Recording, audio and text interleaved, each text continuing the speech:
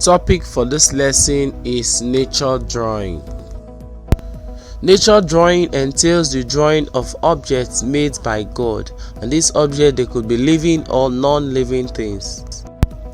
Example of nature drawing include the drawing of elephant, the drawing of tiger, and so on. We also have the drawing of trees. Yes, the drawing of tree falls under the category of nature drawing. And again, we also have the drawing of sceneries. Most time is also referred to as landscape drawing. They all fall under nature drawing. The essence is to copy nature.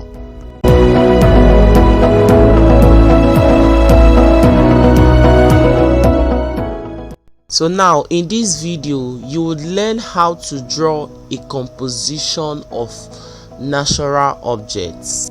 In here we are drawing a basket filled with fruits. In art, composition of objects simply means the drawing of more than one object which are carefully arranged together. The first step is to draw the baskets, putting into consideration every details of the baskets. You must also learn how to work with proportion and balance. That is, whenever you're making a drawing, your drawing must be at the middle, and your drawing should not be seen flying out or falling down, just like what you're seeing now on your screen. The basket is at the middle. An open space where the artist carries out his work is referred to as a workspace. Please take note of this. It's very important you know this.